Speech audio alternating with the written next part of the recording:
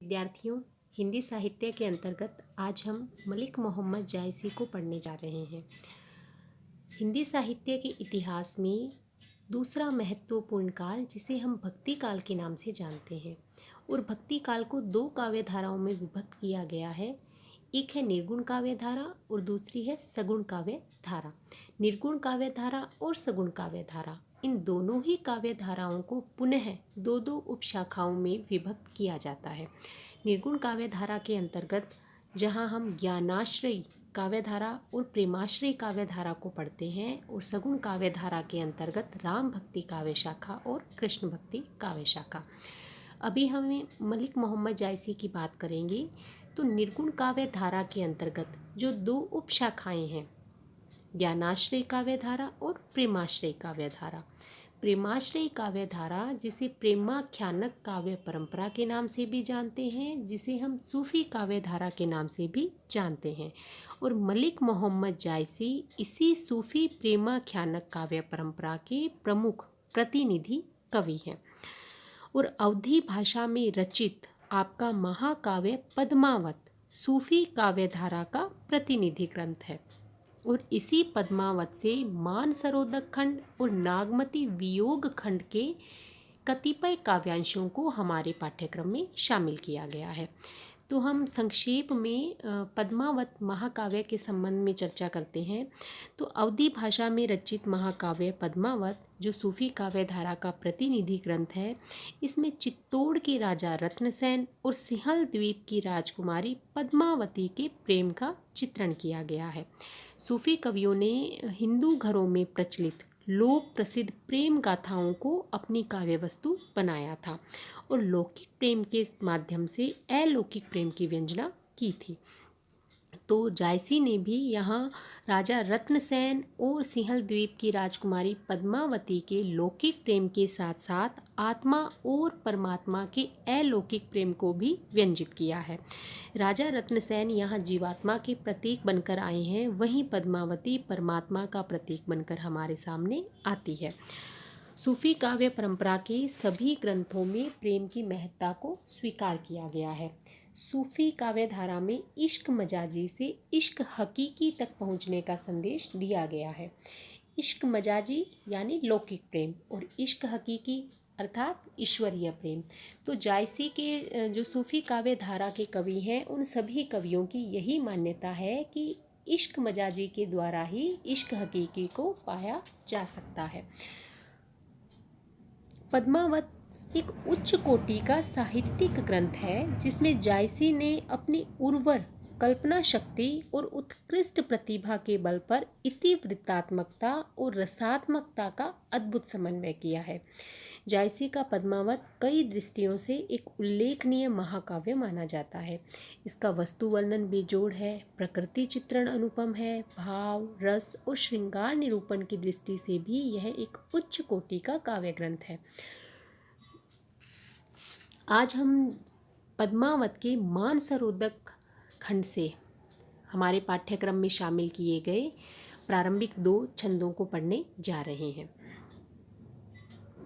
एक दिवस पुण्यो तिथि आई, मानसरोदक चली नहाई। पद्मावती सब सखी बुलाई, जनु फुलवारी सबे चली आई। कोई चंपा कोई कुंद सहेली, कोई सुकेत करना रसबेली। कोई सुगुलाल सुदर्शन राती, कोई सुबकावरी बकुचन भाती। कोई सुमोल सिरी पुहपावती, कोई जाही जूही सेवती। कोई सोन जरत कोई केसर, कोई सिंगार हार नागेसर।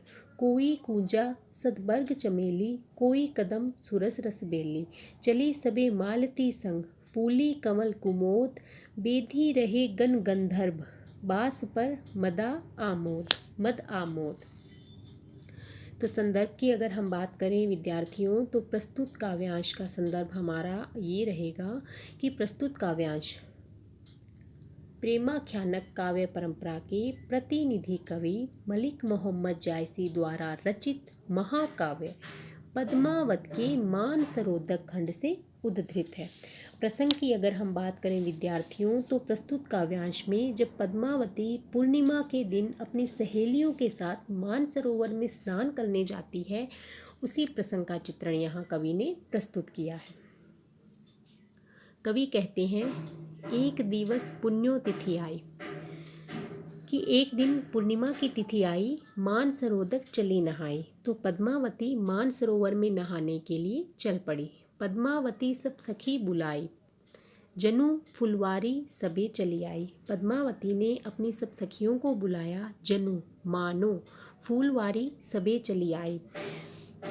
तो सभी कीमती वस्त्र आभूषणों से सुसज्जित पद्मावती की सखियां ऐसे लग रही थी मानो कोई फुलवारी ही आ गई हो।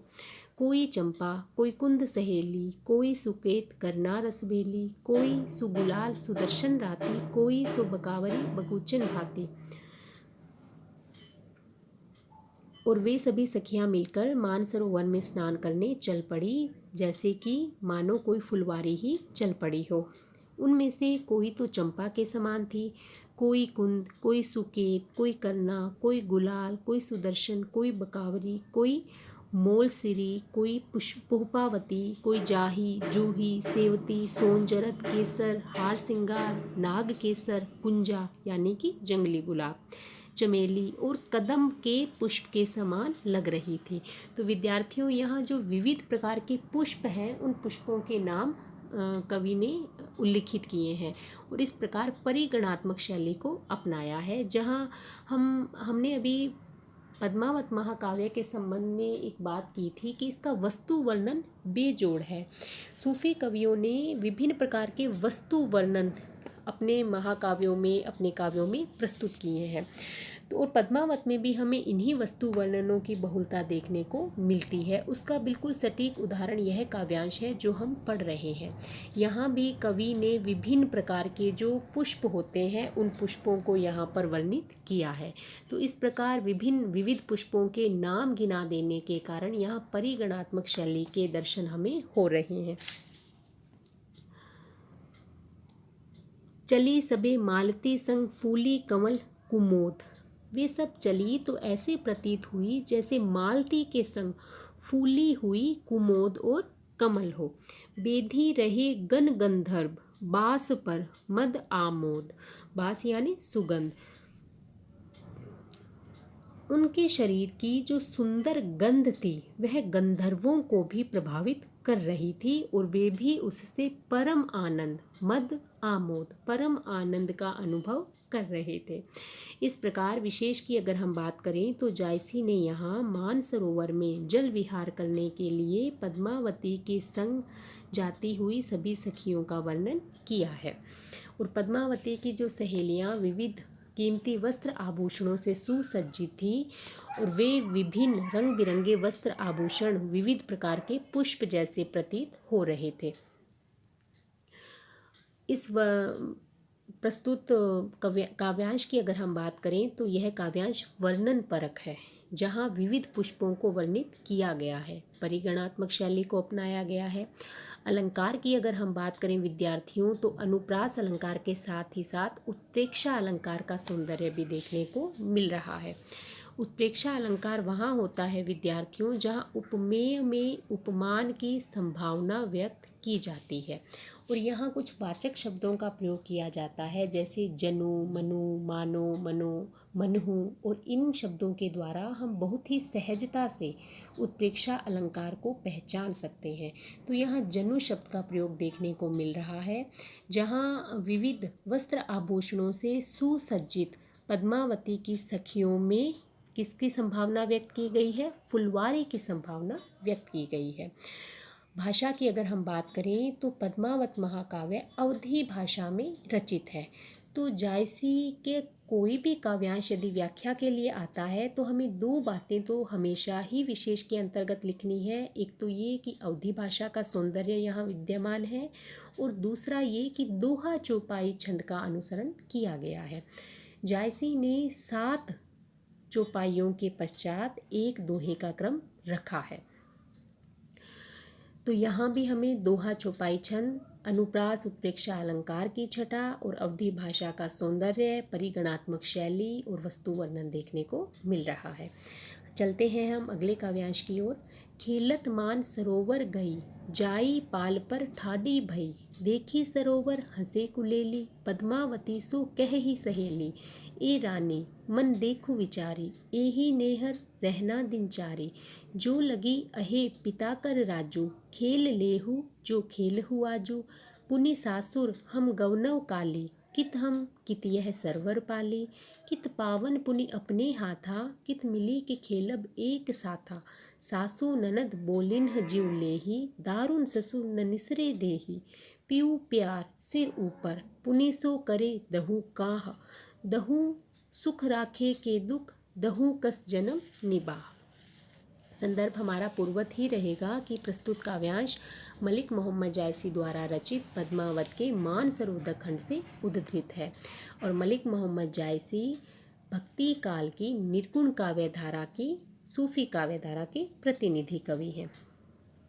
प्रसंग की अगर हम बात करें तो जब पद्मावती अपनी सखियों सहित मानसरोवर में स्नान करने गई तो वहाँ उसकी सहेलियाँ पीहर और ससुराल के जीवन के बारे में बातें करती है, या यूँ कहें कि इस लौकिक संसार और मृत्यु के पश्चात के उस अलौकिक संसार के संबंध में चर्चा करती है। उसी का चित्रण यहाँ कवि ने प्रस्तुत किया है। कठिन शब्दों का अर्थ हम व्याख्या के साथ ही देखते हुए चलेंगे। कवि वर्णन करते हैं, खेलत मानसरोवर गई, जाई पाल पर ठाडी भई। पाल यानी किनारा, ठाडी यानी खड़ा होना, खड़ी हो गई। कि सभी सखियाँ क्रीड़ा करती हुई मानसरोवर के पास पहुँची, खेलती हुई मानसरोवर के पास पहुँची और वे मानसरोवर के किनारे पर खड़ी हो गई। देखी सरोवर हंसे कुलेली, पद्मावती सो कही सहेली। मानसरोवर को देखकर वे हंसते हुए क्रीड़ाएं करने लगी। उसमें से एक सहेली ने पद्मावती से कहा, ए रानी मन देखू विचारी, हे रानी मन में विचार करके देख लो, एही नेहर रहना दिन चारी। एही नेहर यानी इस पीहर में हमें 4 दिन ही रहना है। 4 दिन से यहाँ आशय वास्तव में 4 दिन ही नहीं है, अपितु थोड़े समय का यहाँ आशय लिया जाएगा कि हमें इस पीहर में थोड़े ही दिन रह सकती हैं, क्योंकि इसके बाद तो विवाह के पश्चात हमें इस पीहर को छोड़ना ही पड़ेगा। जो लगी अहे पिता कर राजू, कि हम जो कुछ भी करना चाहती हैं यहाँ पिता के शासन में कर सकती हैं, पिता के पास जब तक है तो हम कर सकती हैं। खेल लेहू जो खेलहू आजू, हम जो कुछ भी खेलना चाहती हैं वो सब हम यहाँ अपने पीहर में ही, अपने पिता के शासन में ही खेल सकती हैं। पुनी यानी बाद में, सासुर हम गौनव काली, क्या होगा बाद में तो हमें अपनी सास के पास ससुराल जाना ही होगा। कित हम कित यह सरवर पाली, उसके पश्चात कहाँ हम होंगी और कहाँ यह सरोवर का किनारा होगा। कित पावन पुनि अपने हाथा, और तब हम कैसे कित मिली के खेलब एक साथा, फिर कैसे हम पुनः एक साथ हो पाएंगी और एक साथ मिलकर खेल पाएंगी। कहने का आशय है, जब तक हमारा विवाह नहीं होता, हम हमारे पिता की छत्र छाया में है तो हम हमारी इच्छा अनुसार कुछ भी करने के लिए स्वतंत्र हैं। जो खेलना चाहे खेल सकते हैं, क्योंकि थोड़े समय पश्चात तो हमें विवाह करके ससुराल जाना ही होगा और उसके पश्चात हम सब सखियों का एक साथ मिलना संभव होगा या नहीं होगा, यह संशयात्मक है। और इसी प्रकार पुनः मिलकर एक साथ खेलना या इस सरोवर पर आना संभव नहीं होगा। सासु ननद बोलिन्ह जीव लेही, जीव यानी जी लेना, प्राण लेना, कि ससुराल में तो सास और ननदे उलाहने देख देकर हमारे प्राण ही हर लेंगी। दारुण ससुर न निसरे देही, वे हमसे प्रेमपूर्ण व्यवहार नहीं करेंगी। और दारुण यानी जो कठोर ससुर होगा वह भी हमें घर से बाहर निकलने नहीं देगा। पीऊ पियार सिर ऊपर, पुनि सो करे दहु काह, दहु सुख राखे की दुख, दहु कस जन्म निबाह। वहाँ तो जीवन का आधार सिर्फ हमारे प्रिय पति का प्यार ही होगा। पुनि सो करे दहु काह, और वह भी जाने कैसा व्यवहार करेगा। दहु सुख राखे की दुख, यह भी ज्ञात नहीं है कि वह हमें सुख से रखेगा या हमें दुखी रखेगा। दहूँ कस जन्म निबाह। और इस प्रकार पता नहीं ससुराल में हमारा निबाह यानी निर्वाह या जीवन निर्वाह किस प्रकार होगा। कहने का आशय है ससुराल में रहन सहन ऐसा नहीं होगा जैसा कि हम हमारे पिता के शासन में रहती हैं, या जितनी स्वतंत्र हम पिता के राज्य में पिता के शासन में हैं उतनी हम ससुराल में स्वतंत्र नहीं होंगी। यहाँ जो दो पंक्तियाँ हैं विद्यार्थियों, ए रानी मन देखू विचारी एही नेहर रहना दिनचारी, जो लग अहे पिता कर राजू खेल लेहू जो खेल हुआ जो। यहाँ प्रतीकात्मक शैली को अपनाया गया है। और जहाँ हमने पद्मावत महाकाव्य के संदर्भ में बात की कि यहाँ लौकिक प्रेम के साथ साथ अलौकिक प्रेम को प्रस्तुत किया है, यानी राजा रत्नसेन और पद्मावती के लौकिक प्रेम के साथ साथ आत्मा और परमात्मा की अलौकिक प्रेम भी देखने को मिलता है। तो यहाँ उसी अलौकिकता का समावेश इन पंक्तियों में देखने को मिल रहा है, जहाँ नेहर से आशय इस लौकिक संसार से है और ससुराल से आशय उस परमात्मा के संसार से है। तो क्योंकि मृत्यु भी निश्चित है और इस संसार में हम सदा बने रहेंगे ऐसा तो हो नहीं सकता, और एक निश्चित समय के पश्चात हमें इस संसार से जाना ही होगा, उस परलोक में जाना ही होगा। तो इस प्रकार यहाँ हमें उस अलौकिकता का समावेश भी देखने को मिल रहा है। और यहाँ जो वर्णन जायसी ने प्रस्तुत किया है उससे हमें ये भी पता चलता है कि जायसी के समय लड़कियों को ससुराल में इतनी स्वतंत्रता प्राप्त नहीं थी और उन्हें अनेक प्रकार के कष्ट भी भोगने पड़ते थे। शब्दावली यहाँ श्लिष्ट और प्रतीकात्मक है। श्लिष्ट से आशय है जहाँ एक ही शब्द के दो अर्थ निकलते हो, तो यहाँ पीहर और ससुराल से सामान्य अर्थ के साथ साथ इस लौकिक संसार और उस परलोक का भी अर्थ निकल रहा है, इसलिए प्रतीकात्मक शैली और श्लिष्ट शब्दों का प्रयोग किया गया है। अलंकारों की हम बात करें तो अनुप्रास अलंकार के साथ ही साथ अंतिम पंक्तियों में हमें संदेह अलंकार भी देखने को मिल रहा है। पियू पियार सिर ऊपर पुनि सो करे कहूँ दाह, दहूँ सुख राखे की दुख। कि यहाँ संदेह है कि ससुराल में हमारे जीवन का आधार एकमात्र हमारे पति का प्यार ही होगा, किंतु पति सुख से रखेगा या दुख से, इस बात का हमें कोई निश्चित हम नहीं कह सकती है। तो संदेह होने के कारण यहाँ संदेह अलंकार का सौंदर्य देखने को मिल रहा है। भाषा वही अवधि भाषा का सौंदर्य है। और छंदों की अगर हम बात करें तो दोहा चौपाई छंद यहाँ देखने को मिल रहा है। वही 7 चौपाइयों के पश्चात हमें एक दोहे का क्रम देखने को मिल रहा है। दोहा और चौपाई दोनों ही मात्रिक छंद है विद्यार्थियों। हम छंद के टॉपिक पर भी अलग से एक वीडियो में चर्चा करेंगे। चौपाई एक मात्रिक छंद है जिसमें प्रत्येक पंक्ति में 16 मात्राएं होती है, और दोहा एक अर्ध सममात्रिक छंद है जहाँ विषम चरणों में 13 मात्राएं और सम चरणों में 11 मात्राएं होती है। विषम चरणों से आशय है किसी भी छंद की जो पंक्ति है वह चरण कहलाती है। तो विषम चरण से आशय है पहला और तीसरा चरण, यानी पहली और तीसरी पंक्ति में 13 मात्राएं होंगी।